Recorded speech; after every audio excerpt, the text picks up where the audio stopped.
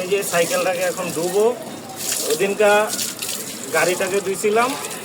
বাচ্চারা খেলাধুলা করলে না সব কিছু পরিষ্কার থাকে, যদি খেলাধুলা না করে তাহলে কোনো কিছু পরিষ্কার রাখা যায় না। এখন এটাকে ধুয়ে দিলে তারপর দুই ভাই বোনে মিলে খেলবে। অনেকদিন ধরে বলতেছে, অনেকদিন হয়েছে সাইকেলগুলো ফালায় রাখছি।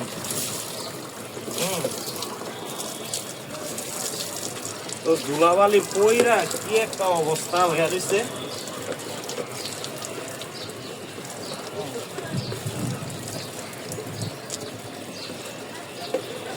বাবা তুমি ধুইবে?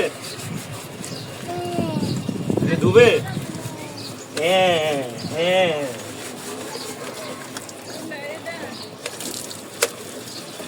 সরো সরো সরো, উপরে জল পড়বে।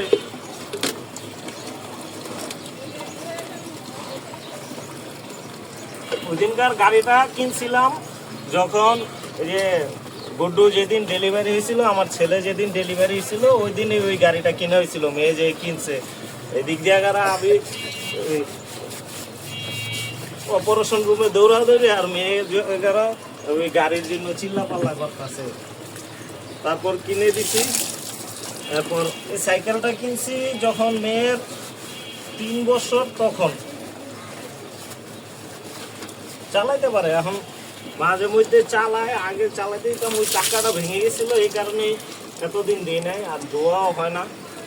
এখন চিন্তা করলাম যে যদি আমি একটু পরে দেই, পরিষ্কার করে দেই, তাহলে দুই ভাই বোনে একটু আইসা চালাইতে পারে। পরিষ্কার না করে দিলে তো আর চালাইতে পারে না, বাচ্চারা তো আর পরিষ্কার করতে পারে না। বাচ্চাদের নিয়ে আমারও একটু কাজ হয়ে গেল, তো বাচ্চারাও খুশি হইলো। এই তারপর আরেকটা আছে ওইটা না কি আছে বাবা? আরেকটা স্লিপার। ও আরেকটা আছে স্লিপার, মানে যে খেলনাই হোক, যেটা দেখবো এটাই চাই। স্লিপারটা কিনা মনে হয় 26 দিন ব্যবহার করে নাই।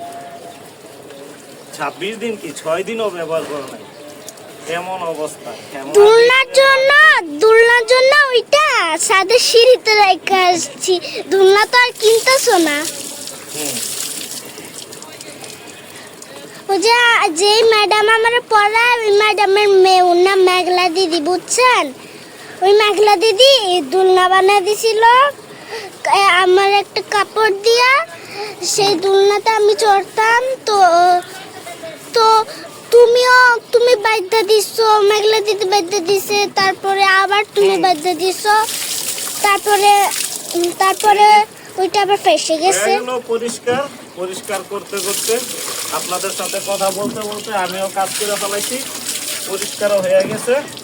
এখন বাচ্চারা দেখি একটু চালাইবো। হ্যাঁ, খুশি, দুজনেই খুশি। তোমরা খুশি? হ্যাঁ, অনেক অনেক অনেক হ্যাপি। আমরা অনেক হ্যাপি। অনেক হ্যাপি? হ্যাঁ। আচ্ছা ঠিক আছে।